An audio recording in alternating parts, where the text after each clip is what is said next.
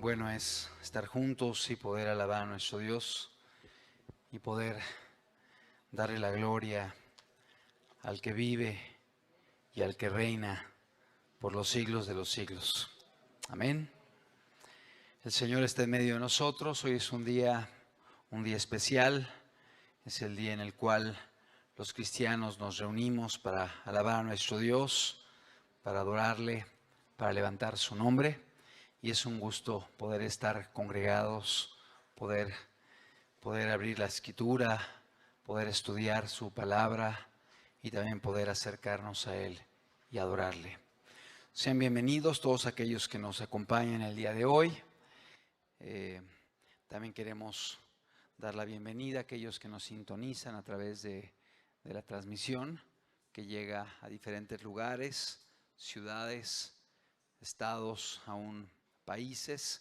El Señor les bendiga. Vamos a iniciar nuestro estudio de esta tarde, este día, y me gustaría invitarles a que pudiéramos abrir la Escritura en el Evangelio de Lucas, en el capítulo número 2, en el versículo número 4. Lucas, en el capítulo número 2, en el versículo número 4. Dice la Escritura: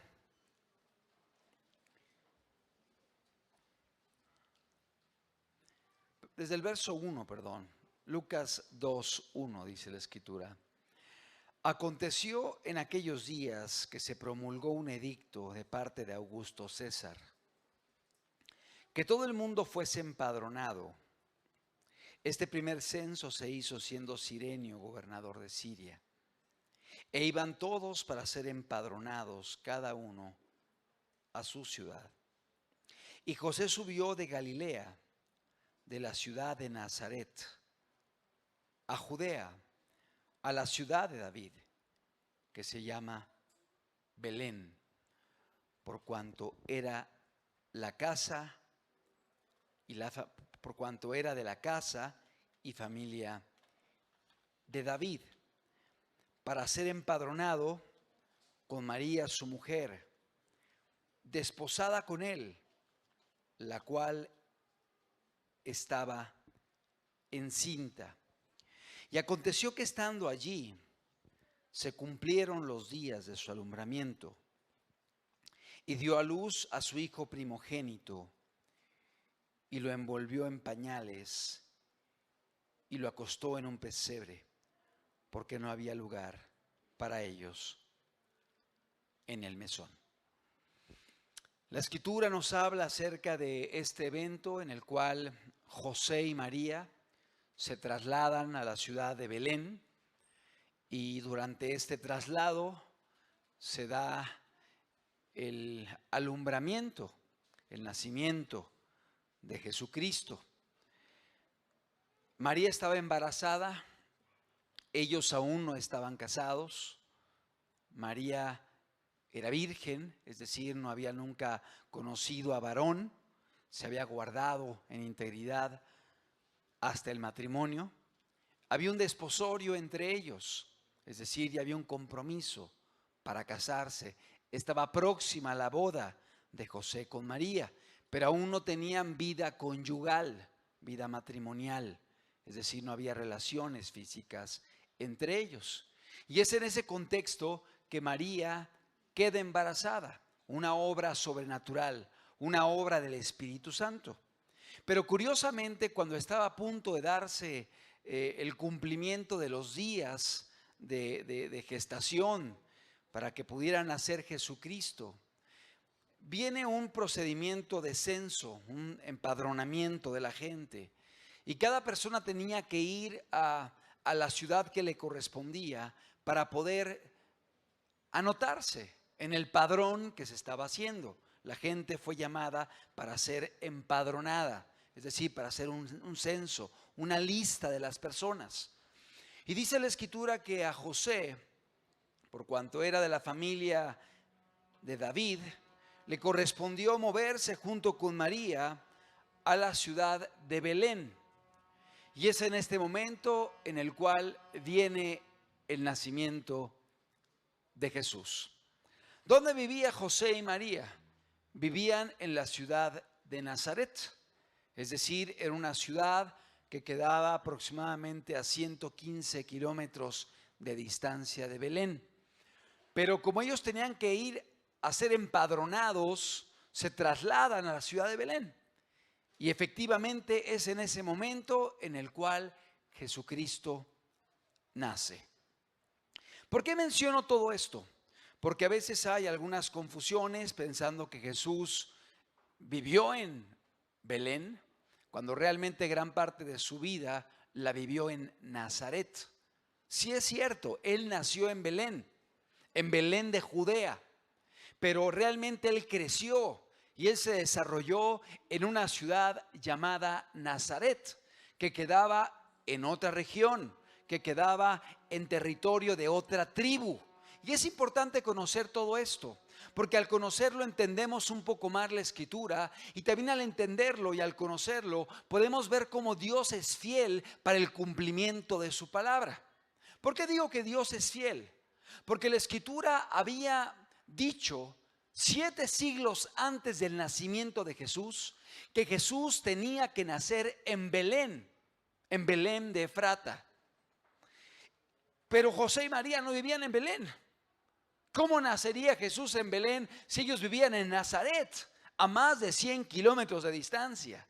Pues curiosamente, cuando llegó el momento de que diera a luz María a Jesús, tuvieron que trasladarse estos 115 kilómetros hasta la ciudad de Belén, y es ahí donde María comienza con trabajo de parto, comienza con dolores, con contracciones, y dice la Escritura que buscaron lugar en los mesones, pero no había lugar en los mesones, de tal forma que tuvieron que buscar un sitio para que naciera el Salvador del mundo, y este sitio fue un establo en medio de los animales, un establo donde seguramente el ambiente era insalubre, había quizá comida para los animales, había heces fecales, había moscas, es decir, un establo es un lugar donde viven los animales, donde comen los animales, donde los animales entran y salen. De tal modo que el Salvador del mundo, por cuanto no hubo un lugar en el mesón, tuvo que nacer en este lugar, en la ciudad de Belén. Pero esto fue únicamente para que se diera el cumplimiento de lo que había escrito el profeta Miqueas 745 años antes de que naciera el Mesías, el Salvador. Y si lo ponemos en Miqueas capítulo 5, versículo número 2, lo podemos confirmar. 745 años antes del nacimiento de Cristo, Miqueas escribió lo siguiente. Miqueas capítulo 5, versículo número 2. Dice la Biblia: pero tú, Belén Efrata, pequeña para estar entre las familias de Judá, de ti me saldrá el que será Señor en Israel. Y sus salidas son desde el principio, desde los días de la eternidad. Mira qué bonito. 7 siglos antes del nacimiento de Jesús, ya Miqueas había escrito que esta ciudad iba a ser la localidad en la cual iba a nacer el Señor de Israel, el Rey de los judíos, el Rey de Israel. Y sus salidas son desde el principio, desde los días de la eternidad. Es decir, nos habla acerca de la eternidad de Jesús. Él es eterno. Él no tiene principio, Él no tiene fin. Es cierto, Él nació como hombre aquí en la tierra, en momento dado en la región de Judá, en la ciudad de Belén. Pero Jesús, como Hijo de Dios, Jesucristo, Dios el Hijo, no tiene principio ni tiene fin. Él es eterno. 700 años antes de su nacimiento, ya el profeta Miqueas anunciaba que Jesús vendría a nacer en esta ciudad de Belén. Pero reitero, José y María no vivían en Belén. José y María vivían en la ciudad de Nazaret, que quedaba en otra región. Si podemos, por favor, poner la presentación, el título. El día de hoy estaremos estudiando un tema que habla precisamente de la visita de Jesucristo a la ciudad, no a su ciudad natal, sino a la ciudad en la cual Él creció y se desarrolló. La ciudad que lo vio desenvolverse como niño, como adolescente y como joven. El título de la enseñanza el día de hoy es ¿por qué no pudo? ¿Por qué Jesús no pudo allí hacer milagros? Una pregunta. ¿Por qué Jesús no pudo allí hacer milagros? Una pregunta que en sí misma a lo mejor genera algún tipo de inquietud, de incertidumbre. ¿Cómo que no pudo Jesús? ¿Cómo que Jesús no pudo hacer cosas sobrenaturales, milagros? ¿Acaso la Biblia dice que Él no pudo? Y déjame decirte que esta pregunta que estamos poniendo está basada en un texto de la Biblia que dice que un día en particular Jesús no pudo hacer milagros. Y fue precisamente un día que Él visitó la ciudad de Nazaret. Ya dentro de su ministerio, ya predicando la palabra, ya teniendo más de 30 años de edad, Jesús comienza su ministerio y Él un día llega a la ciudad que lo vio crecer, la ciudad de Nazaret.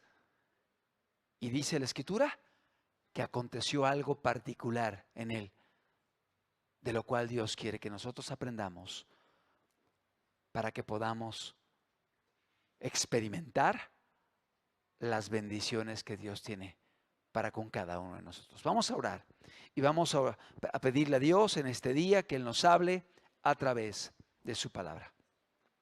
Padre, en el nombre de Jesús, Señor, suplicamos que tú puedas hoy tratar con nuestras vidas, que puedas hablarnos, Señor, que tu palabra, que tu Espíritu Santo, Señor, puedan hoy tratar con cada uno de nosotros, Señor amado, y que puedas cumplir tus propósitos en medio de cada una de nuestras vidas.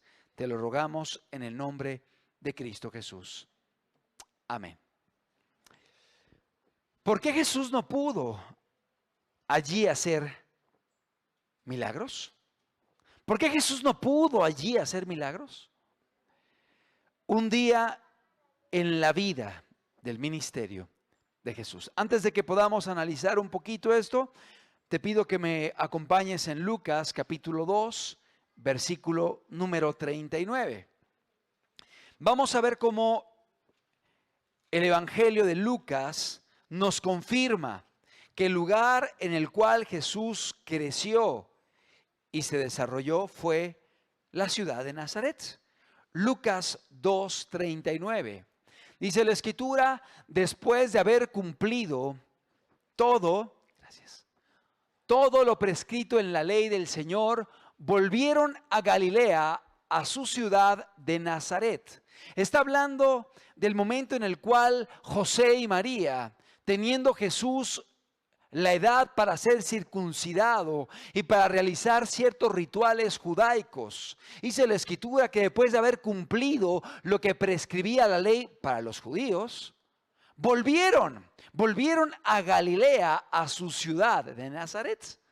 O sea, regresaron a la ciudad donde Él creció, la ciudad de Nazaret. Si vamos adelante en el verso número 51 del mismo capítulo, Lucas 2:51, dice la palabra de Dios, y descendió con ellos y volvió a Nazaret, y estaba sujeto a ellos, y su madre guardaba todas estas cosas en su corazón. Y Jesús crecía en sabiduría y en estatura y en gracia para con Dios y los hombres. O sea, vemos cómo Jesús a los 12 años de edad otra vez va fuera de su ciudad y particularmente va a Jerusalén, va al templo. Y dice la Escritura que después de haber estado allí en el templo, Jesús regresa con su padre y con su madre a Nazaret. Jesús descendió a Nazaret y estaba sujeto a ellos. Ya nos habla de un Jesús adolescente o preadolescente de 12 años de edad, que regresa con José y regresa con María a la ciudad de Nazaret, y dice la palabra que estaba sujeto a ellos. Es decir, Jesús, aún siendo Dios, hecho hombre, Él estuvo sujeto a José y a María, sus padres. Y dice la Escritura que fue creciendo y fue madurando en esta localidad. Capítulo 2, versículo número 39,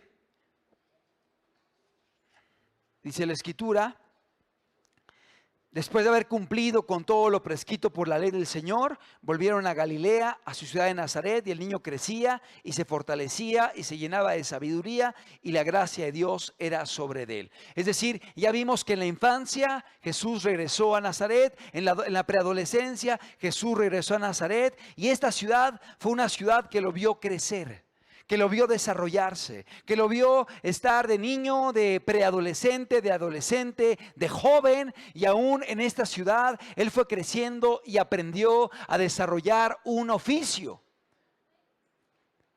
que aprendió de parte de su padre. Vamos a poner, por favor, un mapa que tenemos allí, es la segunda diapositiva, donde podemos ubicar la ciudad de Nazaret. Podemos ver el mar Mediterráneo a mano derecha de la diapositiva, bueno, a mano izquierda de la diapositiva, y bueno, se ve la tierra de Palestina, y donde está la marca roja, allí es Nazaret, que está muy cerca del mar de Galilea. Estaba aproximadamente a 20 kilómetros del mar de Galilea. Y Nazaret estaba ubicada en una región, precisamente con este nombre, Galilea, que era una región que bueno, era de la tribu de Neftalí. Y había muchos judíos que habían regresado del cautiverio y se habían establecido allí. Y allí estaba la familia de Jesús, los padres de Jesús. También se le conocía como Galilea de los gentiles, porque esta región de Galilea era una región en la cual habían llegado muchas personas de otros países, muchos asirios y otra gente. De modo que había una mezcla de personas y había mucha gente que no era judía, que no era israelita, que no era pura de sangre, eran personas extranjeras. Por eso se conocía como Galilea de los gentiles. Y había un cierto menosprecio para la gente que venía de Galilea. Había un cierto desprecio para la gente que era de esta región de Galilea. No solo eso, también es bueno comentar que el término Galilea significa renuevo. Renuevo. Y había un lema que decía que de Galilea no se levantaban profetas. Es decir, era una región tan menospreciada que los judíos decían: de Galilea no se levantan profetas.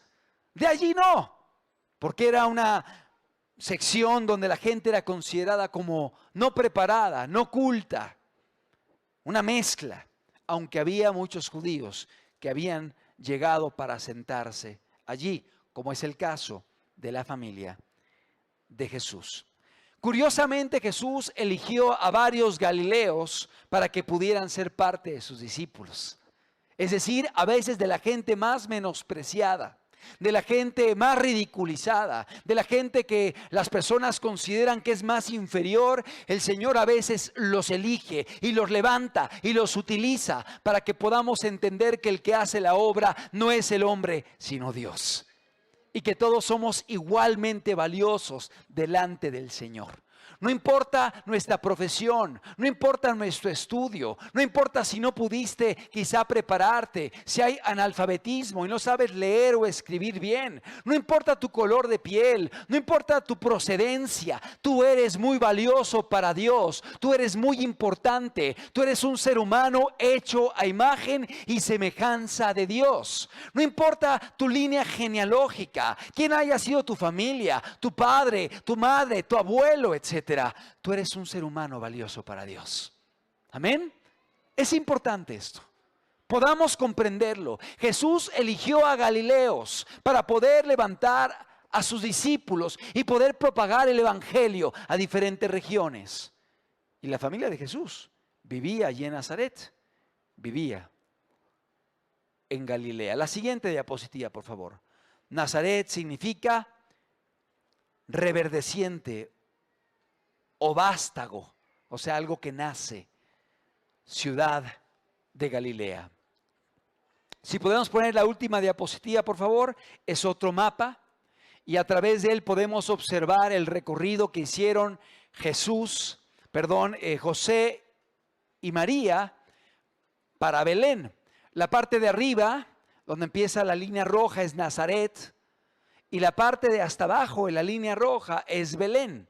Es decir, fue todo el recorrido que hicieron José y María, seguramente caminando o seguramente en alguna cabalgadura para poder llegar a la ciudad de Belén. 115 kilómetros lineales, que a lo mejor el día de hoy se podrían recorrer en 1 hora o en 1 hora y media en vehículo. Pero en aquel tiempo no había ni las carreteras, ni había los transportes que hoy tenemos, de tal forma que ese recorrido representaba un traslado de aproximadamente 4 o 5 días de agotamiento, de cansancio, en el sol. Finalmente todo esto favoreció que María pudiese dar a luz a Jesús en la ciudad de Belén y cumplir lo que había sido escrito por el profeta Miqueas 7 siglos antes. La diapositiva anterior, Belén, viene del hebreo Bethlehem, que significa casa de pan. Qué interesante. El nombre Belén significa casa de pan, que es donde nació Jesús. Y me viene el pensamiento de el pan que descendió del cielo. Yo soy el pan que descendió del cielo. Yo soy el maná del cielo. El que coma de mí no tendrá hambre, dice la Escritura. Y el que beba de mí no tendrá sed jamás. Amén. Ahí nació Jesús, en la ciudad de Belén, en la ciudad de David, donde David también nació. Y en la ciudad que había sido profetizada por Miqueas 7 siglos antes. Pero Jesús regresa después de haber nacido con sus padres a la ciudad de Nazaret, y es aquí donde se desenvuelve su infancia, su adolescencia y su juventud antes de que él iniciara su ministerio. Jesús era conocido como el Nazareno, ¿sí? Jesús Nazareno. ¿Por qué le decían Nazareno? Y aquí es importante igualmente explicar, porque a veces hay confusiones. Piensan que Jesús era nazareo, que es diferente. Y luego lo pintan con cabellos largos, así. No, es que él era un nazareo. Y los nazareos usaban el cabello largo. Pero Jesús no era nazareo. Jesús era nazareno, que es diferente. ¿Cuál es la diferencia entre nazareno y nazareo?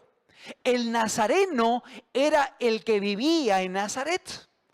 Es el gentilicio de Nazaret. Por ejemplo, al de la Ciudad de México se le dice capitalino o le dicen chilango, ¿no? O sea, es el gentilicio, ¿no? O por ejemplo, la persona que es de Querétaro le dicen queretano. Es el gentilicio del que vive en Querétaro. O el que a lo mejor es de la ciudad de Puebla, le dicen el poblano o la poblana, ¿no? Es el gentilicio, ¿sí? Entonces a Jesús le llamaban el nazareno, porque él vivía en Nazaret, porque él se desenvolvió y creció y se desarrolló en esta ciudad, de Nazaret. Pero Jesús no era nazareo, que es diferente. ¿Qué es el nazareato? Era un voto en medio de Israel, donde la persona se comprometía para servir a Dios de una forma particular, y en este voto la persona se dejaba crecer el cabello, el tiempo del nazareato. En este tiempo la persona no podía tomar ningún fruto de la vid, o sea, no podía tomar jugo de uva, no podía tomar uvas, comer pasas, ningún fruto de la vid, nada relacionado con la uva. Era un tiempo en el cual el nazareo no podía tocar cadáveres, gente que hubiese muerto, aún familiares cercanos. Y el nazareo, en pocas palabras, estaba consagrado a Dios y se dejaba crecer el pelo, el cabello, el tiempo del nazareato, que podía ser un periodo particular o podía ser de por vida. Y algunos piensan que, como la Biblia dice Jesús Nazareno, pensaban que él era nazareo, pero eso no lo dice la Biblia. La Biblia no dice que él fuera nazareo ni que tuviera el voto del nazareato. Claro que él estaba consagrado, totalmente consagrado, pero él no era un nazareo. De modo que es incorrecto pensar que él tenía el cabello largo por cuanto era nazareo. Es incorrecto. Él era nazareno, que es distinto, porque él vivía en la ciudad de Nazaret. En el Evangelio de Lucas, en el capítulo 4, vemos un momento en la vida del ministerio de Jesús donde Él llega precisamente a esta ciudad. Dice la Escritura, Lucas capítulo 4, versículo número 16. Lucas 4, 16. Vino a Nazaret, donde se había criado, fíjate, donde había crecido, donde había madurado, donde fue criado. Y dice la Escritura, y en el día de reposo entró en la sinagoga conforme a su costumbre y se levantó a leer. Y se le dio el libro del profeta Isaías, y habiendo abierto el libro, halló el lugar donde estaba escrito: el Espíritu del Señor está sobre mí, por cuanto me ha ungido para dar buenas nuevas a los pobres, me ha enviado a sanar a los quebrantados de corazón, a pregonar libertad a los cautivos y vista a los ciegos, a poner en libertad a los oprimidos, a predicar el año agradable del Señor. Y si leemos todo el capítulo, verás cómo la gente se inquietó, se incomodó y acabaron inclusive queriendo quitarle la vida.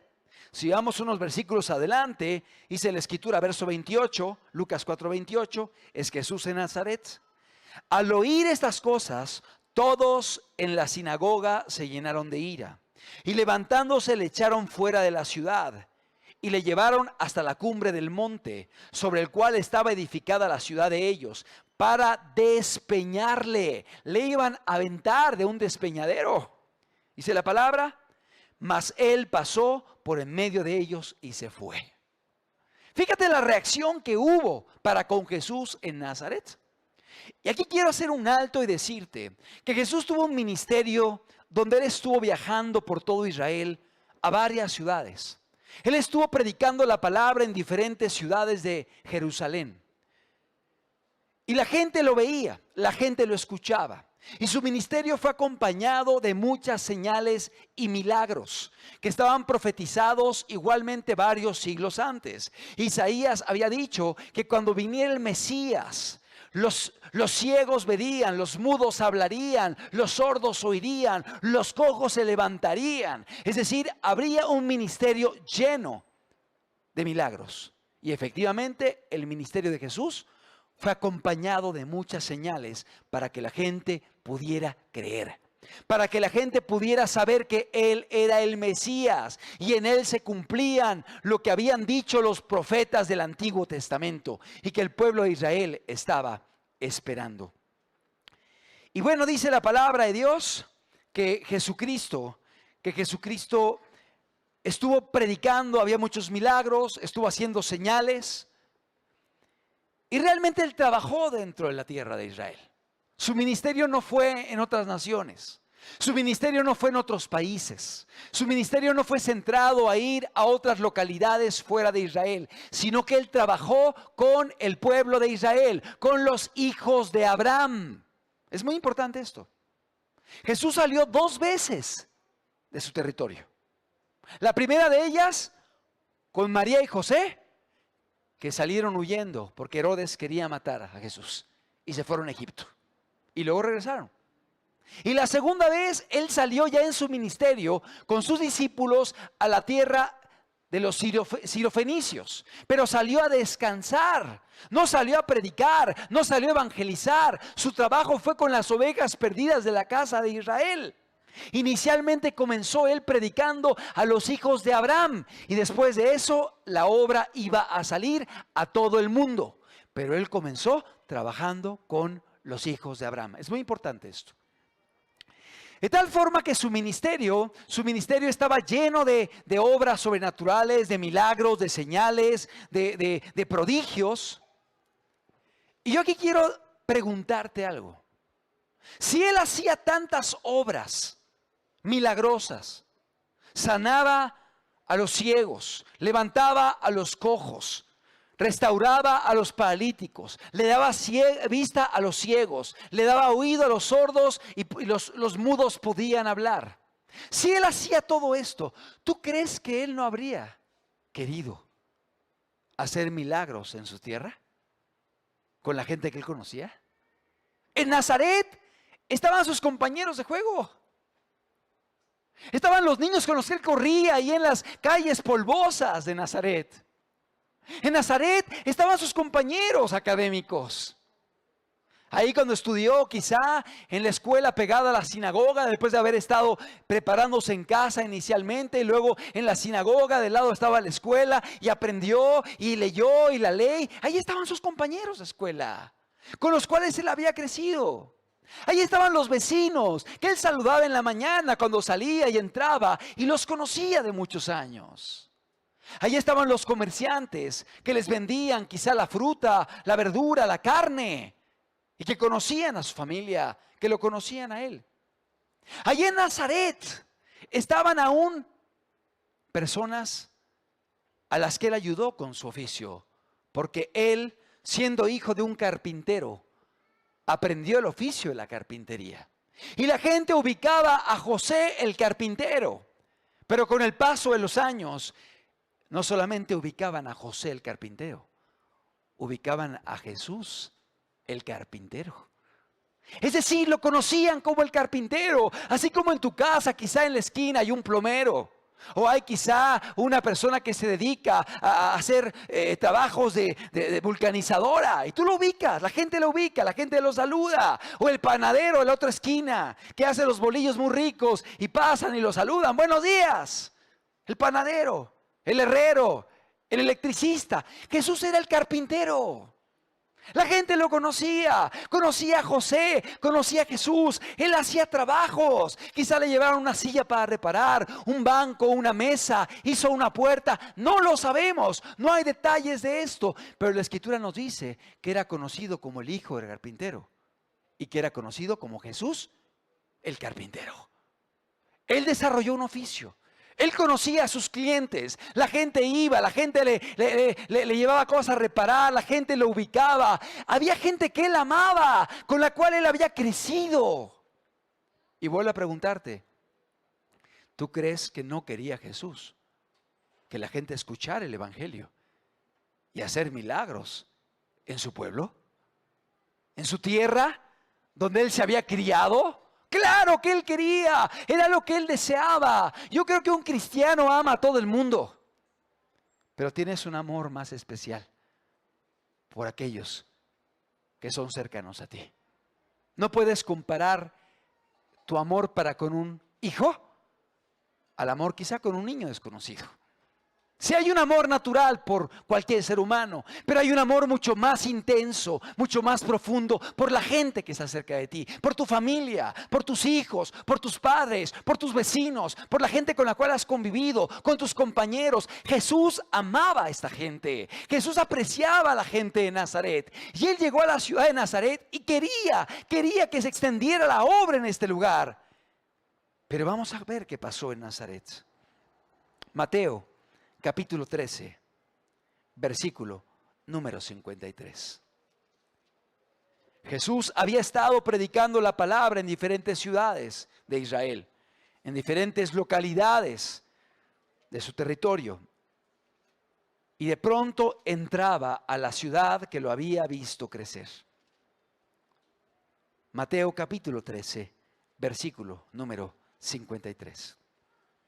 Y dice la Biblia, aconteció que cuando Jesús terminó estas parábolas, se fue de allí. Y venido a su tierra, se refiere a Nazaret, donde él creció, les enseñaba en la sinagoga de ellos, de tal manera que se maravillaban y decían, ¿de dónde tiene esta sabiduría y estos milagros? O sea, la gente sabía que Jesús era una persona que hacía milagros y que tenía una sabiduría especial. Y decían, ¿de dónde tiene esta sabiduría y estos milagros? Fíjate, seguimos leyendo. Verso 55. Se preguntaban, ¿no es este el hijo del carpintero? Mira, ¿no es el hijo de José? ¿No es el hijo del carpintero? ¿No se llama su madre María? Claro que lo ubicaban. ¿Y sus hermanos Jacobo, José, Simón y Judas? Jesús tenía hermanos. Claro, vivió en familia como tú y yo. Es cierto, cuando él nació, siendo el primogénito, siendo el primero, porque no dice el unigénito, fue el primogénito de María. Es el unigénito del Padre, pero en la tierra fue el primogénito. Y primogénito significa primero de muchos. De modo que después del nacimiento de Jesús, nacieron más hermanos, porque José y María se casaron y vivieron como esposos. Y tuvieron hijos de forma natural. Y Jesús tenía hermanos que tenían nombre: Jacobo, José, Simón y Judas. Él vivió en familia. Y no solo eso, es importante mencionar que aún en su propia familia él encontró oposición. ¿Sabías eso? Sus propios hermanos, dice el Evangelio de Juan, no creían en él. Desconfiaban de él y le decían, si dices que eres quien dices, pues ve y preséntate delante de la gente, porque ni aún sus hermanos creían en él. ¡Qué tremendo! Es decir, aún en medio de su familia, Jesús halló oposición, críticas, burlas. Y aquí yo hago un alto. Quizá tú estás pasando esto y te has encontrado con dificultades con la gente que amas. Y has encontrado dificultades con tus hijos, o con tus padres, o con tus hermanos, o con la gente que te vio crecer. Y te sientes triste, abatido. Y dices, ¿por qué, Señor? Si yo los amo tanto. Si yo quiero su bien. Si yo quiero verlos caminando contigo y en salvación. Si yo quiero que sean salvos, Señor. ¿Por qué no escuchan la palabra? ¿Por qué no la reciben de mi parte? Amado, a Jesús le pasó. A Jesús le pasó. Y si volvemos a poner el versículo que teníamos, ¿no están sus hermanos Jacobo, José, Simón y Judas? ¿Y por qué quiero ponerlo aquí? Para que podamos ver que estos hermanos que un día estuvieron en contra de Jesús y se opusieron a Jesús, un día fueron alcanzados por Dios. Porque Dios es fiel a sus promesas. Y te dice, persevera, sé fiel, sé constante, da testimonio, ora, predica, ama, sirve. Yo voy a hacer la obra que tú no puedes hacer, porque la salvación es de Dios. Amén. La salvación es de Dios. Y estos hermanos que ves aquí, Jacobo, José, Simón y Judas, dos de ellos, Jacobo y Judas, son mencionados en el libro de los Hechos como personas importantes que presidían en la iglesia primitiva. Gloria a Dios. Aquellos que un día se opusieron, ahora estaban como pilares, como personas que predicaban, servían y dirigían la iglesia que comenzaba naciente. Pero no solo esto, Jacobo y Judas. Hay 2 epístolas en la Biblia que ellos escribieron. La epístola de Judas, que está antes de Apocalipsis, es el hermano de Jesús. Y la epístola de Santiago, que está también en el Nuevo Testamento, casi al final, es de Jacobo, porque Santiago y Jacobo es lo mismo. Santiago en inglés es Saint Jacob, y de ahí se derivó en Santiago. Es lo mismo. Santiago y Jacobo son sinónimos.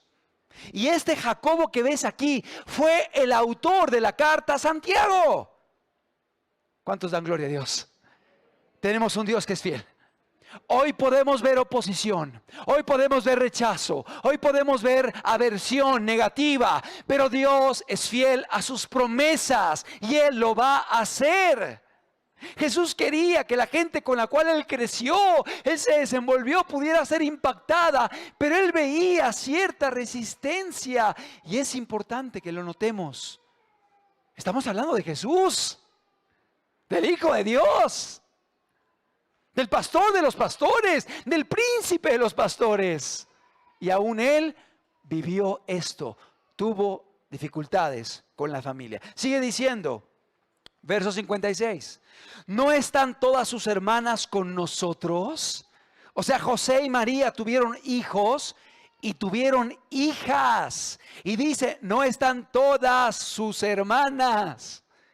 No era una hermana. ¿Cuántas eran? No sé. Pero para que diga todas sus hermanas, eran varias. ¿No están todas sus hermanas con nosotros? ¿De dónde pues tiene estas cosas? La gente de Nazaret se cuestionaba, pues conocemos a Jesús, Él creció, andaba corriendo ahí en las calles, si Él me compraba la verdura, la fruta, etcétera. ¿De dónde salió todo esto? ¿Cómo que es el pan de vida? ¿Cómo que es la luz del mundo? ¿Cómo que es el buen pastor? ¿Cómo que es el camino y la verdad? ¿Sí entendemos? Había una lucha muy fuerte en la gente de Nazaret, porque lo habían visto crecer en medio de ellos. Y sigue diciendo, verso 57, y se escandalizaban de él. Pero Jesús les dijo, no hay profeta sin honra, sino en su propia tierra y en su casa. Fíjate lo que está diciendo Jesús. ¿Quieres ver un profeta sin honra? ¿Quieres ver un profeta menospreciado? ¿Quieres ver un profeta que no es escuchado? Pues míralo en su casa y en su tierra. Porque la gente con la cual él creció lo va a menospreciar por cuanto lo vieron crecer y lo vieron caminar con ellos. Ay, pues si es mi primo, pues si es mi amigo, ay, pues es el vecino. Y comienzan a menospreciar la palabra de Dios. Y es Dios queriendo hablarles. Y es Dios buscándoles. Pero como lo ven como un familiar, como un cercano, como un amigo, como un pariente, como un vecino, menosprecian. Y es Dios. Es Dios que los está buscando. Es Dios que los ama.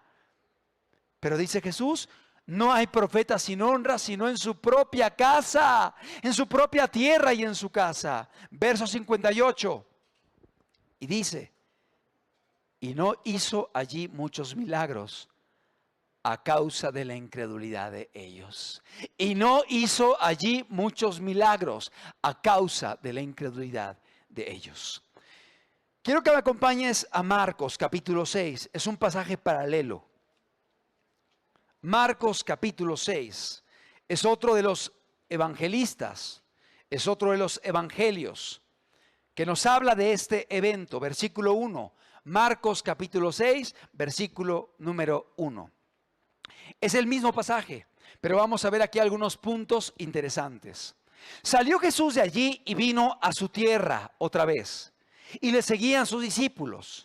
Y llegando el día de reposo, comenzó a enseñar en la sinagoga, y muchos oyéndole se admiraban y decían, ¿de dónde tiene estas cosas? ¿Y qué sabiduría es esta que les dada?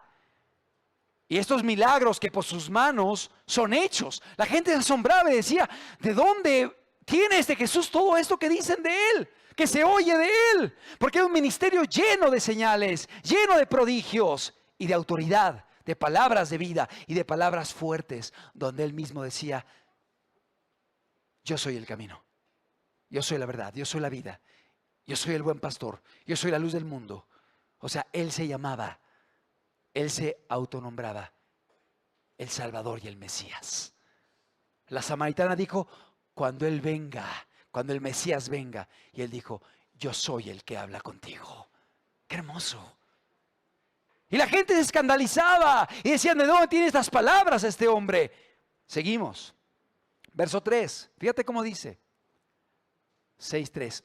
¿No es este el carpintero, hijo de María, hermano de Jacobo, de José, de Judas y de Simón?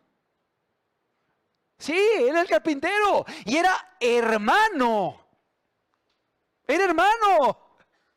O sea, estamos hablando de hijos de José y de María. ¿No están también aquí con nosotros sus hermanas? Y se escandalizaban de él. Verso 4. Mas Jesús les decía, no hay profeta sin honra. Aquí añade una verdad Jesús. No hay profeta sin honra, sino en su propia tierra, fíjate, y entre sus parientes y en su casa. ¿Quién dice eso? Jesús. Jesús está diciendo, va a haber esto, va a haber oposición, va a haber lucha. Dice la escritura que un día Jesús estaba predicando en una casa y de pronto llegó su madre y sus hermanos y lo llamaban para que saliera, porque decían, está fuera de sí. ¿Qué está diciendo este hombre? Está fuera de sí. ¿Qué está diciendo él? Que es la luz del mundo, el camino, la verdad y la vida. ¿Qué es esto? Y no entendían, se escandalizaban y lo mandaron llamar. Y Jesús, cuando lo llamaron, le dijeron, ahí está tu madre y tus hermanos que te buscan. Y él dijo, ¿quiénes son mi madre y mis hermanos? Mi madre y mis hermanos son los que hacen la voluntad de mi Padre. Ellos son mi madre y mis hermanos. Porque aún ellos dudaban de Jesús. Dudaban de su llamado, dudaban de quién era Él. Amado, son palabras de Jesucristo.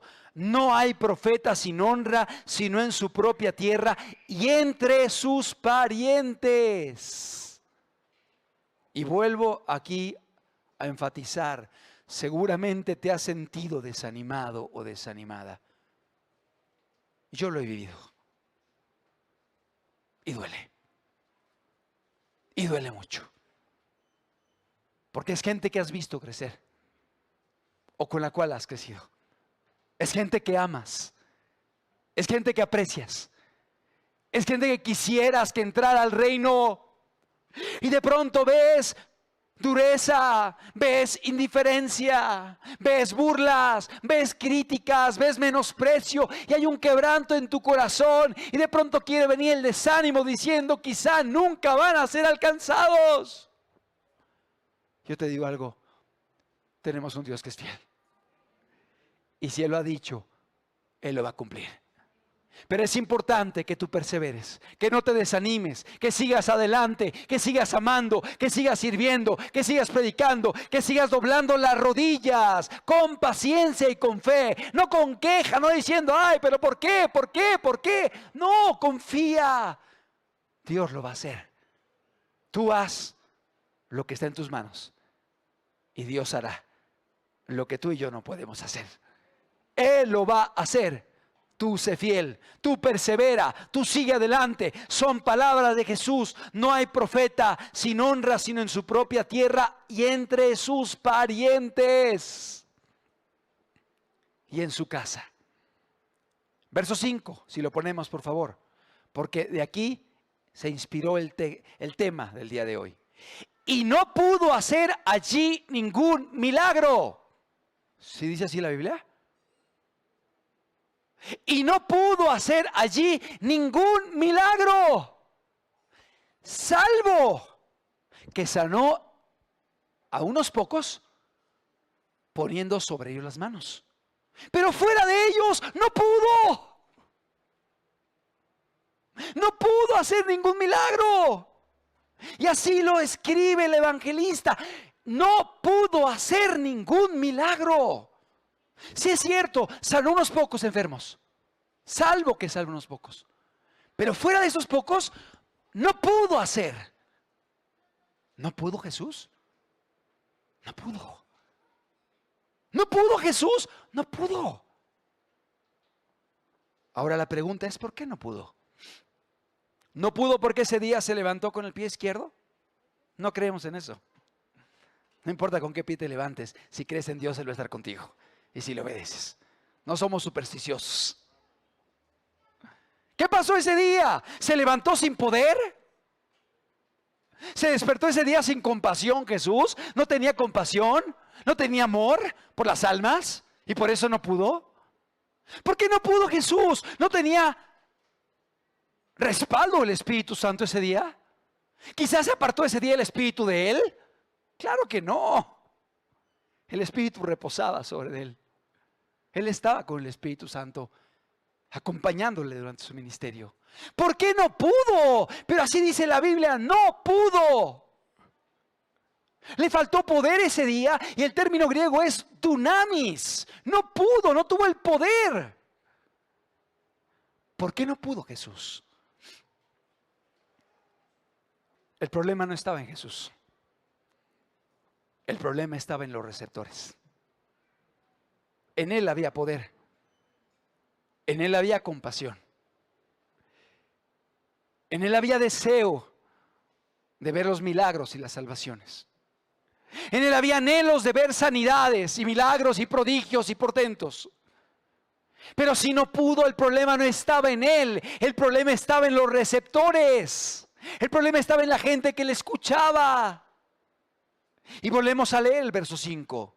Y no pudo hacer allí ningún milagro, salvo que sanó a unos pocos enfermos, poniendo sobre ellos las manos. Verso 6.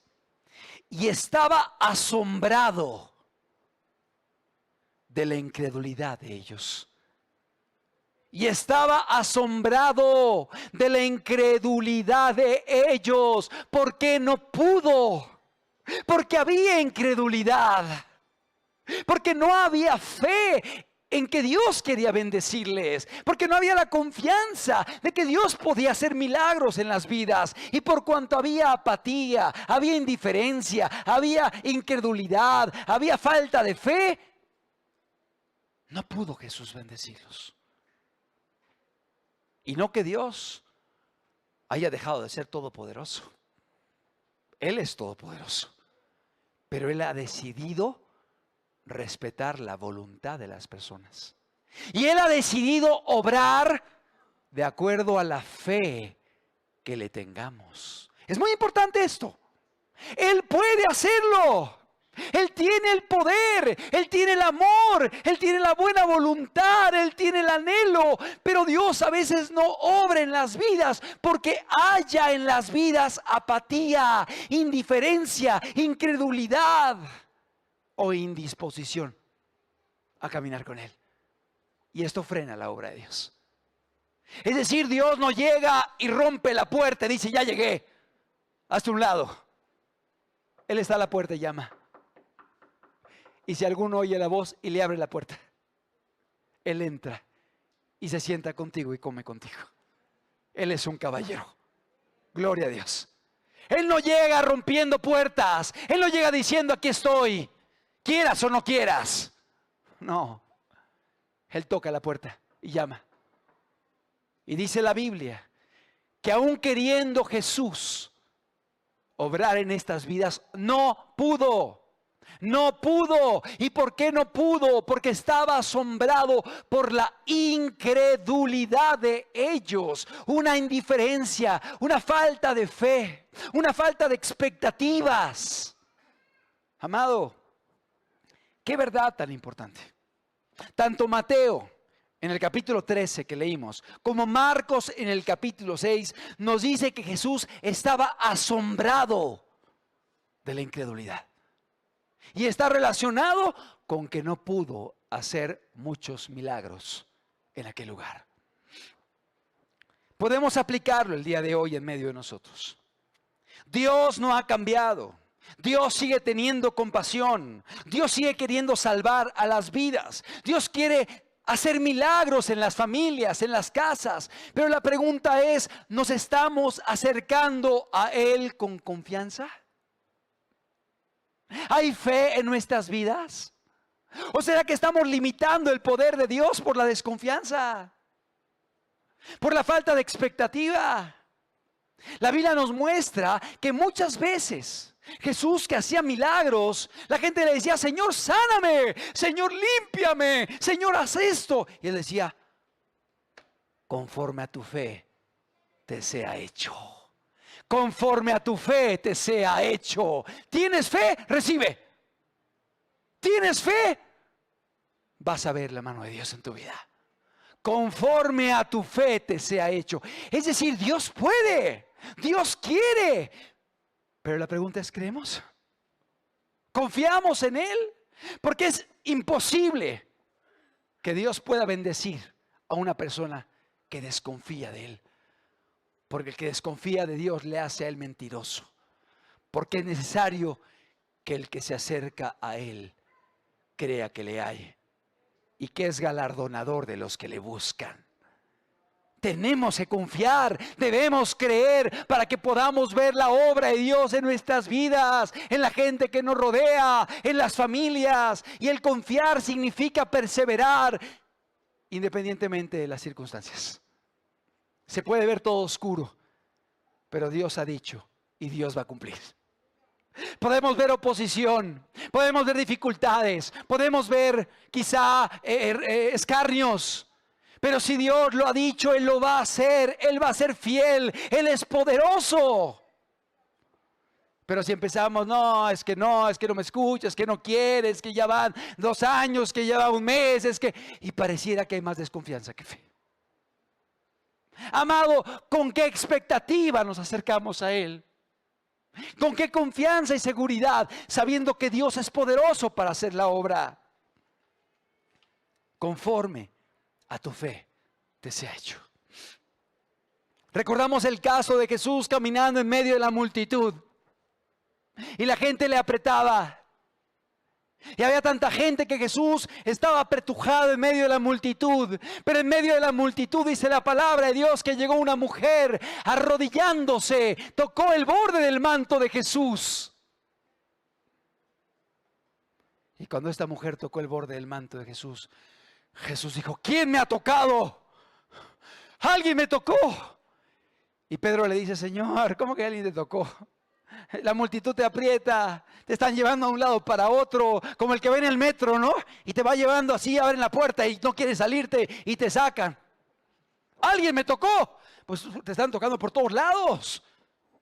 Jesús dice, alguien me tocó. Y le dice Pedro, Señor, la multitud te oprime. ¿Cómo que alguien te tocó? Y dice, no, es que poder salió de mí. Poder salió de mí. Alguien fue visitado. Alguien fue tocado por el Espíritu Santo. Porque poder salió de mí.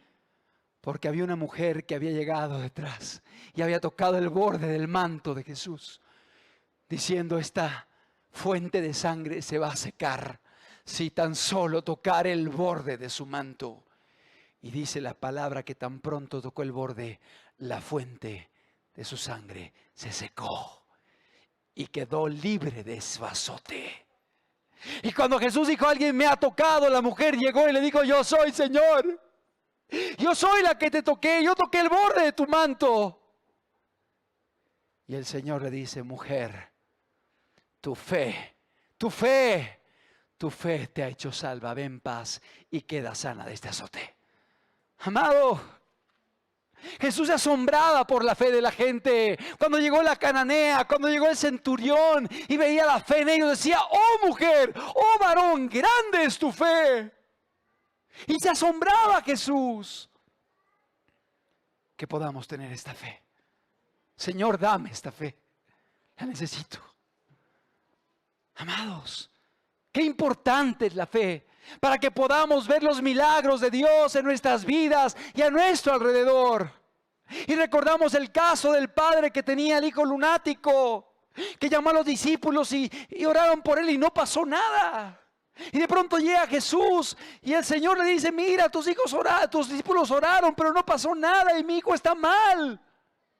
Y le dice el hombre a Jesús, ¿podrás hacer algo por él? Fíjate la pregunta, ¿podrás hacer algo por él? Y Jesús le responde con otra pregunta, ¿podrás tú creer? El problema no soy yo. Claro que puedo. El problema eres tú. ¿Puedes creer? ¿Puedes confiar? ¿Puedes tener expectativa y certeza que Dios es poderoso para hacer un milagro? ¿Puedes tú creer? Y añade, al que cree, todo le es posible. Y este hombre confrontado le dice, creo. Ayuda a mi incredulidad.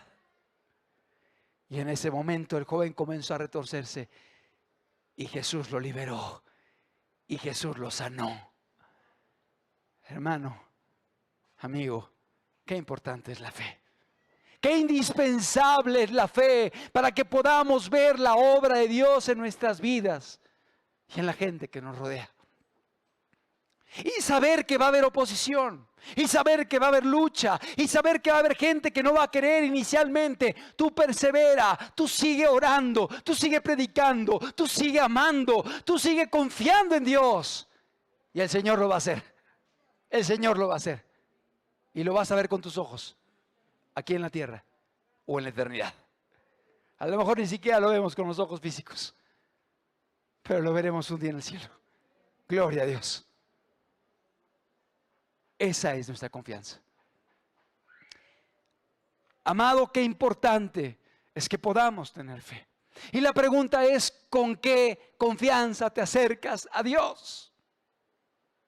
Por ejemplo, cuando vas a leer la Biblia, ¿con qué confianza lo haces? Ay, no, leer la Biblia, no, mejor espera el domingo a la prédica, me gusta más. Dios quiere hablarte a través de la Biblia. Dios quiere bendecirte. Tienes luchas, aquí está la respuesta, aquí está la dirección de Dios, pero no vas con fe a la Biblia, a la palabra de Dios. O si vas y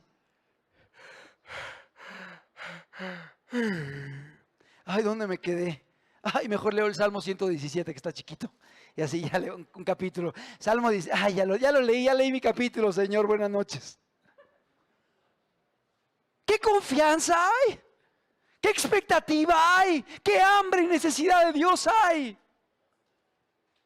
O vas a orar, pero la oración es acostado, tapadito, en posición fetal y con la almohadita abajo, ¿no?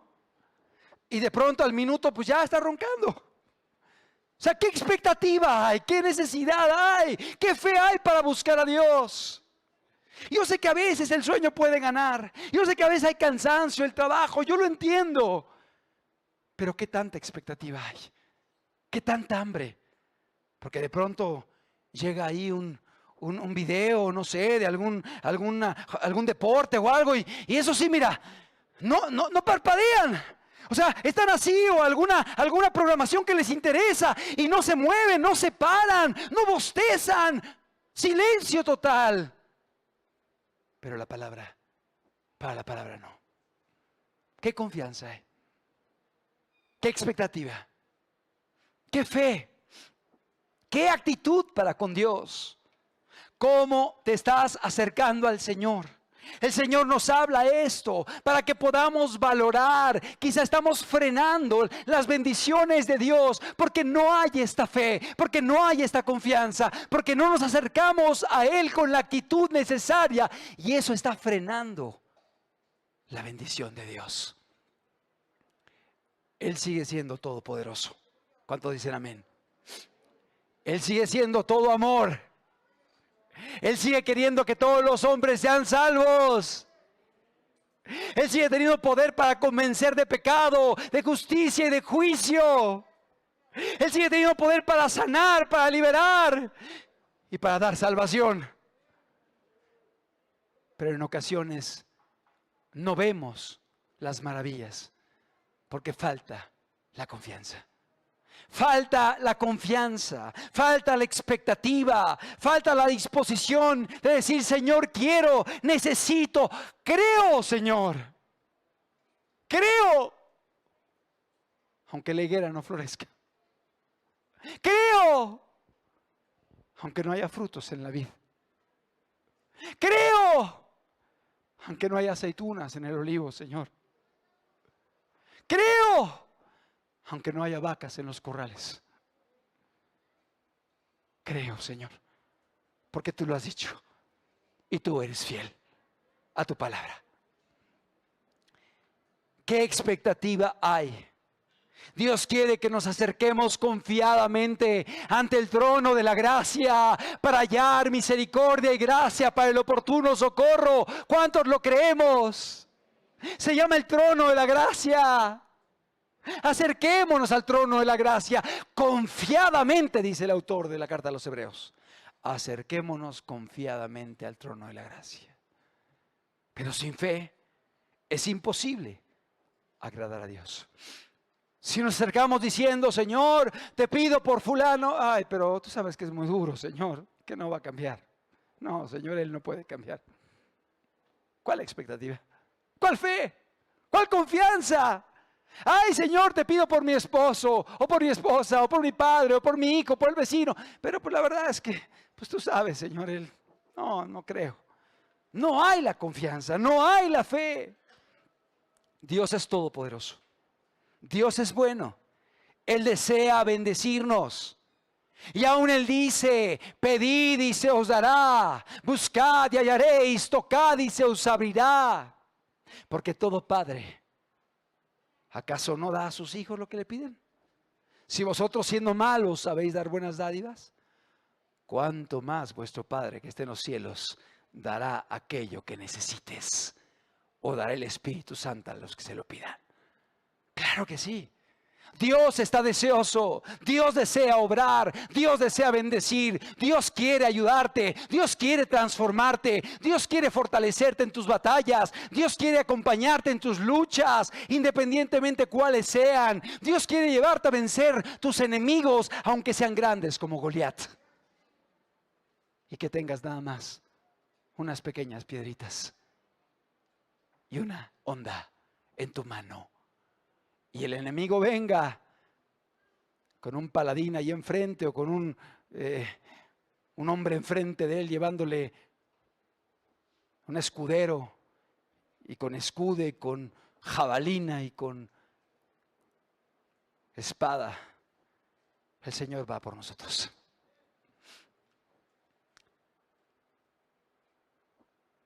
La palabra de Dios nos dice que un día que llegó Juan y Pedro al templo, a la puerta de la Hermosa, encontraron a un hombre cojo, mendigo, que estaba pidiendo limosna. Y este hombre le dijo a Pedro y a Juan, dame algo, dame algo. Y Pedro le dijo, mírame. Mírame. Y dice la escritura que él volteó a ver a Pedro, estuvo atento, esperando recibir de ellos algo. Fíjate, esperando recibir de ellos algo. Amado, ¿cómo vienes a la reunión? ¿Esperando recibir de Dios algo? ¿Esperando recibir de Dios una palabra, un consuelo? Una obra para tu corazón, la fortaleza, la ayuda. Este hombre volteó a ver a Pedro y a Juan esperando recibir de ellos algo. No fue una apatía de decir, ay, bueno, a ver qué me dan, no creo que me dé nada. Y dice la palabra que Pedro le dijo, no tengo oro, ni tengo plata, pero en el nombre de Jesús, levántate. Y dice la escritura que ese hombre cojo se levantó y comenzó a caminar y entró al templo y dice la palabra que danzaba, brincaba, alabando a Dios junto con la gente que lo veía y decía, no es este el hombre que estaba a la puerta mendigando. Amado, pero ¿por qué pasó esto en la vida de este hombre? Porque estuvo atento, esperando recibir de ellos algo. ¿Cuál es nuestra expectativa? ¿Cuál es la confianza con la cual nos acercamos a Dios? Yo no conozco tus luchas, tus problemas, tus dificultades, pero conozco que en medio de nosotros está el Dios Todopoderoso y que desea ayudarte, que quiere obrar en tu vida y quiere obrar en tu familia. Y aun cuando veas oposición en gente que amas, tú persevera obedeciendo, amando, sirviendo, predicando, intercediendo y esperando y confiando en Dios. Y el Señor va a hacer la obra. Amado, pero acerquémonos confiadamente a Él. Jesús le dijo a Marta, ¿qué no te he dicho? Que si crees, verás la gloria. ¿Qué no te he dicho? Que si crees, verás la gloria. Que podamos ver la gloria de Dios en nuestras vidas y en la eternidad. ¿Por qué no cerramos los ojos? Que podamos reflexionar cómo nos hemos acercado a Él, cómo le hemos buscado a través de la palabra, cómo le hemos buscado a través de la oración, cómo le hemos buscado a través de las enseñanzas. O aun cuando vas a predicarle a alguien, a orar por alguien, y de pronto dices, no creo que Dios me use. No creo que Dios me utilice si soy tan limitado. Nada más tengo 5 panes y 2 peces. Llévalos a Cristo y Él es poderoso para multiplicarlos y alimentar a la gente que está a tu alrededor. ¿Con qué expectativa nos acercamos a Dios? ¿Con qué confianza? Que podamos entender el día de hoy que tenemos un Dios todopoderoso, un Dios bueno, un Dios misericordioso, un Dios que su brazo no se ha cortado para salvar ni su oído para oír, un Dios que sigue haciendo milagros, un Dios inmutable. Él es el que está en medio de nosotros. Jesús quería bendecir a la gente en Nazaret. Jesús quería bendecir a la gente que Él amaba de forma especial. Pero fue limitada la bendición y el poder que salió de Él por la incredulidad que había en aquellos que le rodeaban. Amados, hoy Dios nos está hablando. Hoy Dios está aquí. Hoy Él desea bendecirnos. Hoy Él desea bendecir tu vida, fortalecerte. Hoy Él desea levantarte para que sigas caminando. Hoy Él desea obrar en tu vida, en tu corazón. Hoy Él desea poner paz y consuelo en tu alma. Te has sentido atribulada, atribulado. Hoy está Dios aquí. Pero acércate a Él con confianza. Él quiere obrar en tu vida. Él quiere obrar en tu corazón.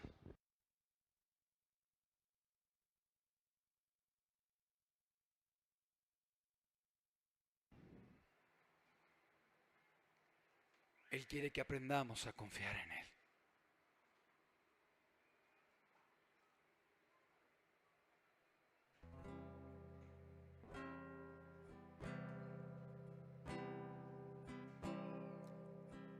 Él quiere que aprendamos a mirarle, aún en medio de la tormenta.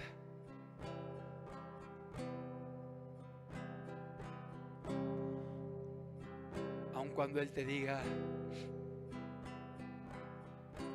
camina sobre las aguas. Camina sobre las aguas. Míralo a Él.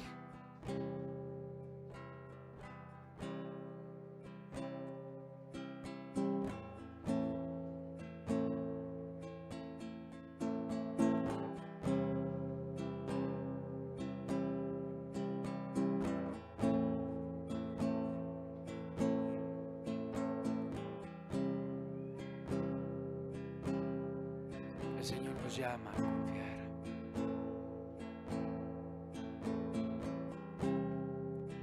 A cambiar nuestra actitud para que podamos ver la mano de Dios obrando en nuestras vidas. Que aun y cuando nos sintamos desanimados, desalentados, sigamos creyendo, sabiendo que Dios es poderoso para hacer todas las cosas. Creo, aunque todo se oponga a mi ser. Creo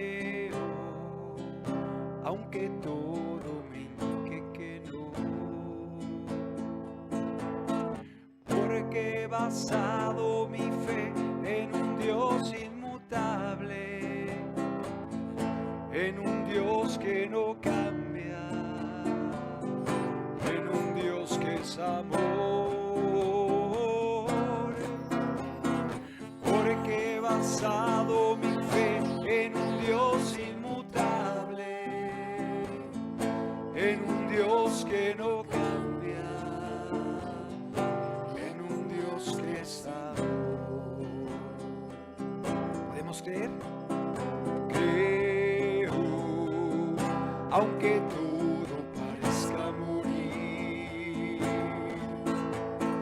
Creo, aunque ya no quisiera vivir.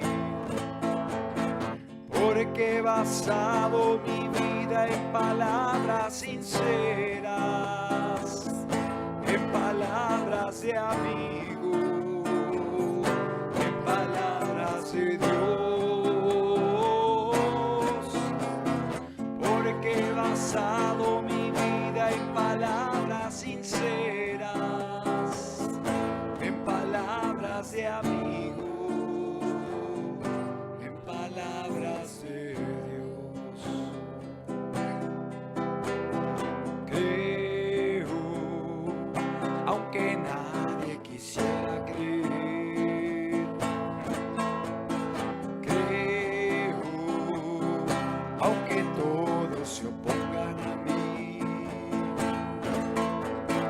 Porque el cristiano que tiene al Señor por amigo no vacila en la duda, se mantiene en la fe.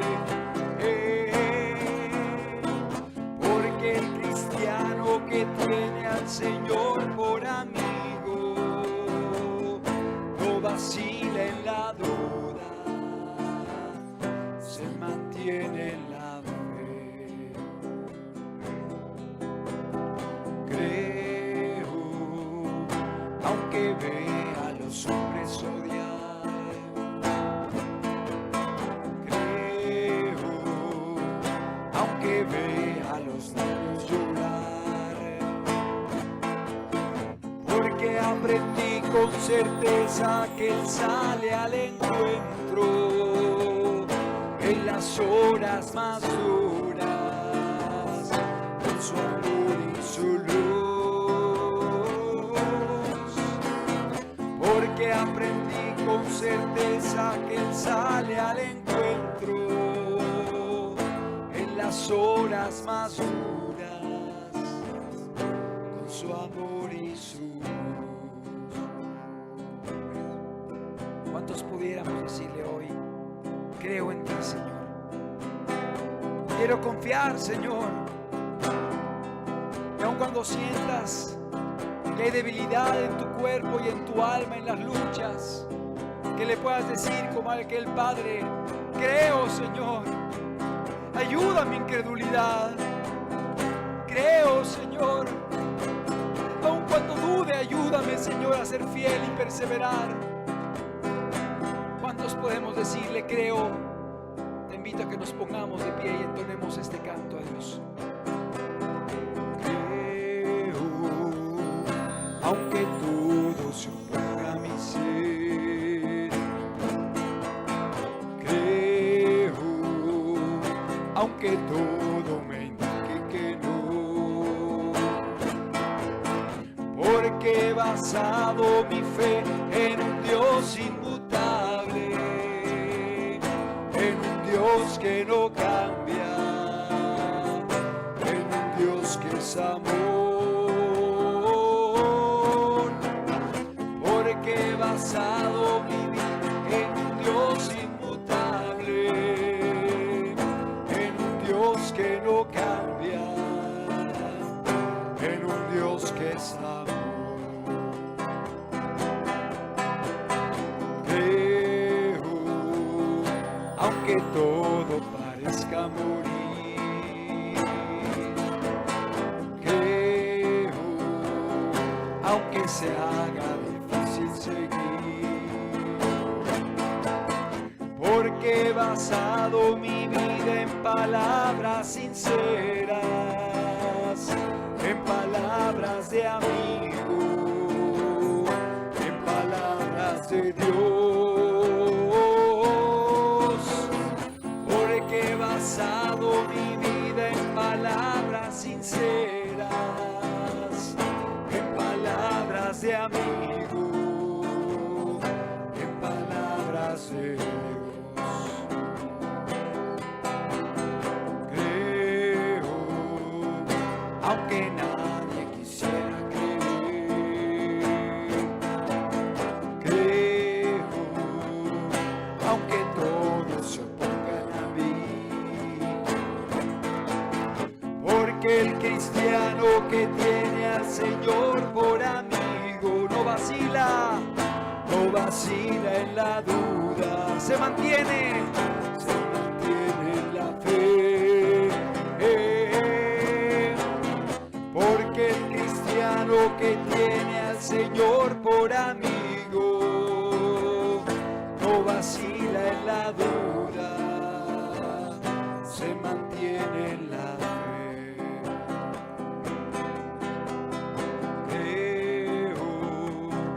Aunque vea a los hombres odiar, creo, aunque vea a los niños llorar, porque aprendí con certeza que Él sale al encuentro en las horas más duras, con su amor y su luz. Aprendí con certeza que Él sale al encuentro en las horas más duras, con su amor y su luz. Porque he basado mi fe en un Dios inmutable, en un Dios que no cambia, en un Dios que no cambia, en un Dios que es amor, en un Dios que es amor. Porque he basado mi fe en un Dios inmutable, en un Dios que no cambia, en un Dios que es amor. Porque he basado mi vida, porque he basado mi vida en palabras sinceras, en palabras de amigo, palabras de amigo, en palabras de Dios, palabras de Dios. Porque he basado mi vida en palabras sinceras, en palabras de amigo, en palabras de Dios.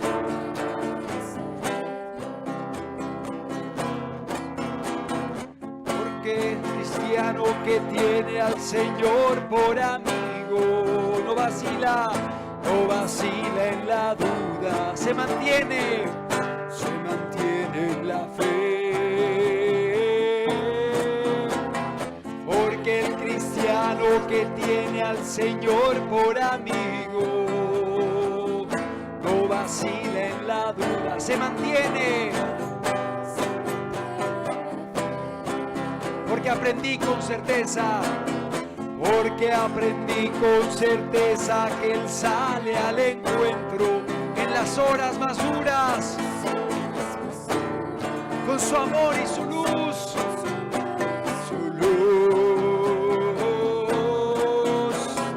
porque aprendí con certeza que Él sale al encuentro en las horas más duras, con su amor y su luz. Creo,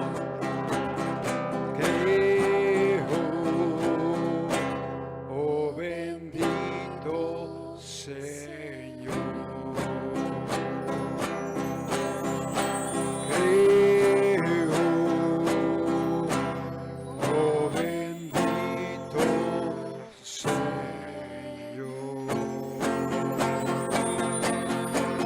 Creo, Señor. Creo, Jesús. confío en ti, Señor. Queremos aprender a esperar en ti, Señor. Independientemente de los frutos que veamos el día de hoy, Señor.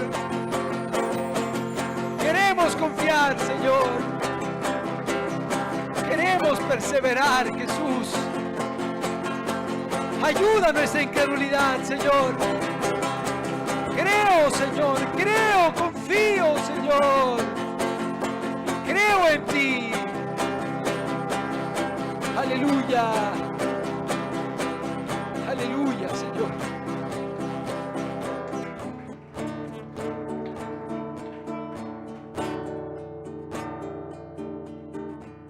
Que podamos acercarnos a Dios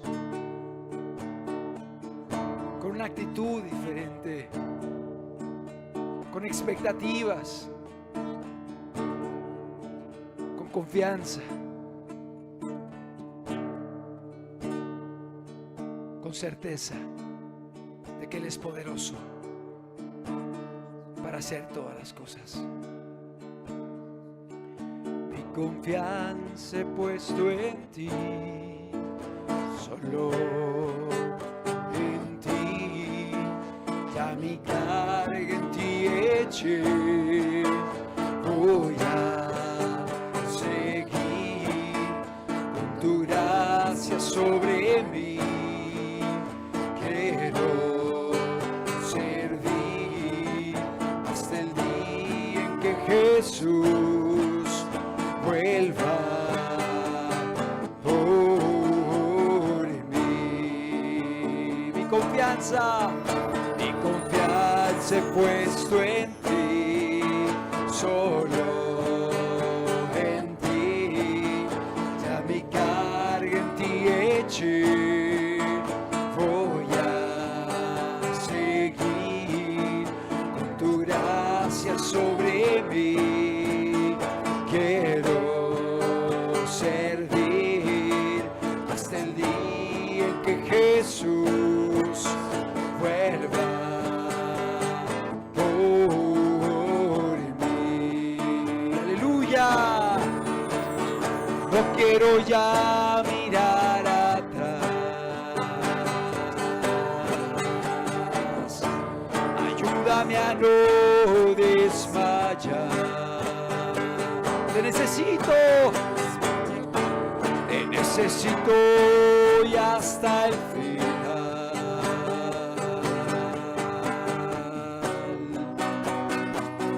Voy a seguir.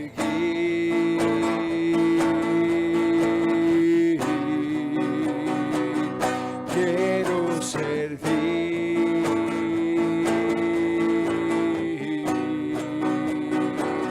Solo vivir por ti. Aleluya. No quiero ya mirar atrás. Ayúdame a no desmayar.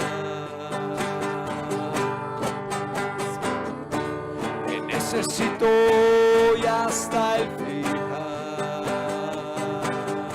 Así es, Jesús. Voy a seguir.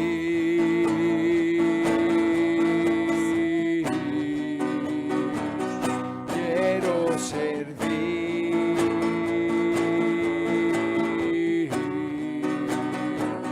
Solo vivir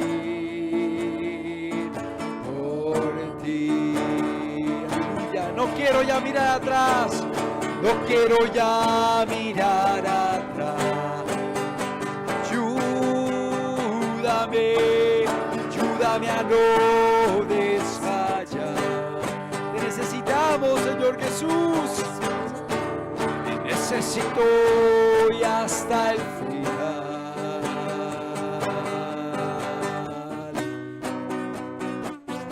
Voy a seguir. Quiero servir. Quiero servir.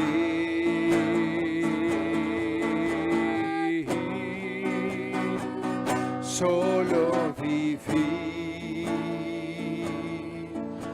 por ti, solo vivir por ti, solo vivir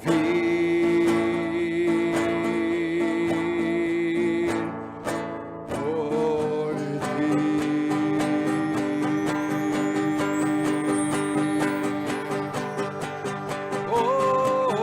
Por ti.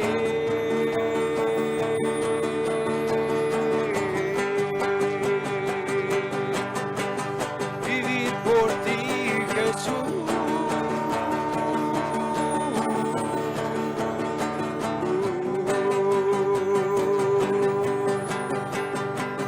Confiar en ti, Señor. Solo en ti esperar, Jesucristo.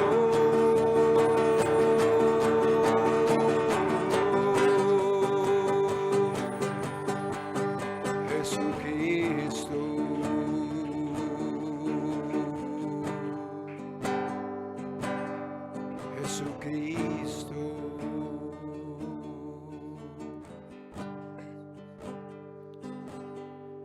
Precioso Jesús. Podemos confiar en Él. Él es el fiel, el verdadero.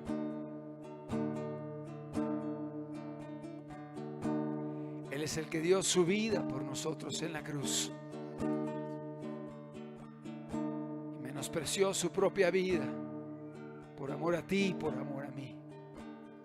¿Cómo no confiar en Él? ¿Cómo no esperar en Él?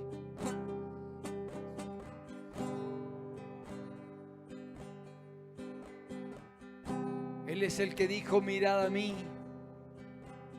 y sed salvos todos los términos de la tierra, porque yo soy Dios. Podemos confiar en Él. Podemos esperar en Él. Podemos perseverar independientemente de las circunstancias.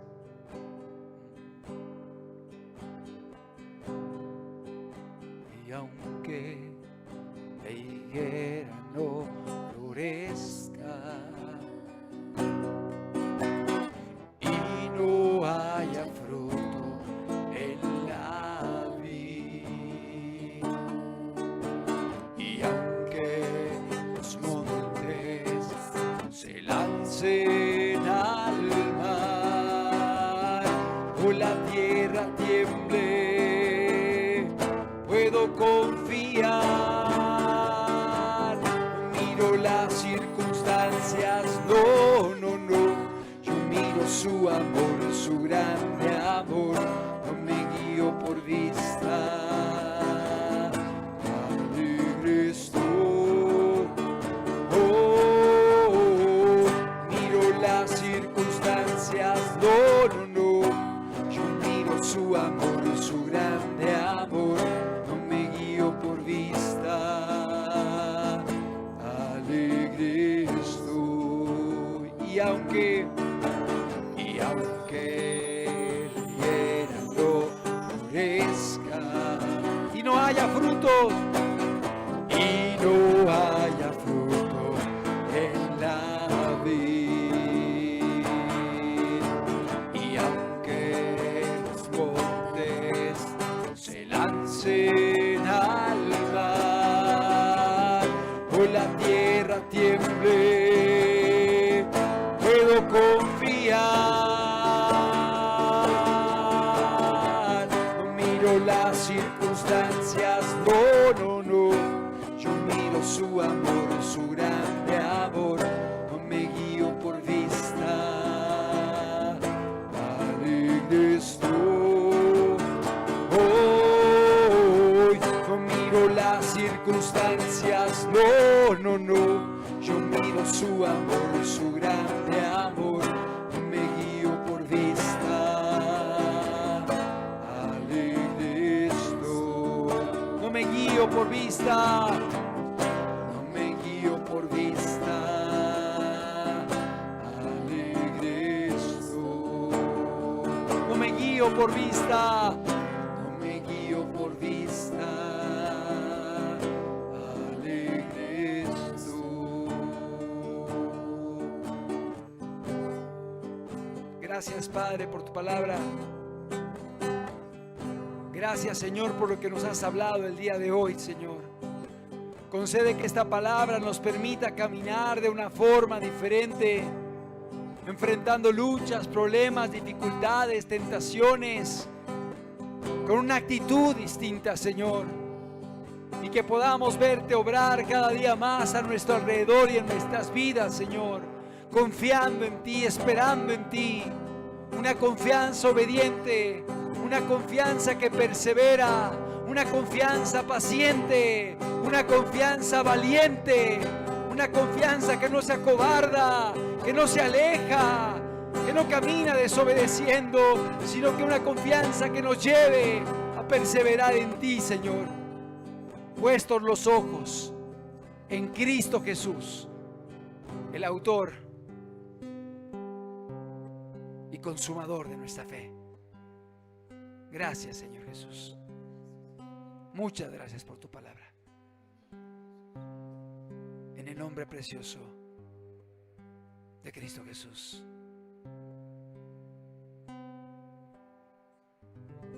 Amén, Señor Jesús.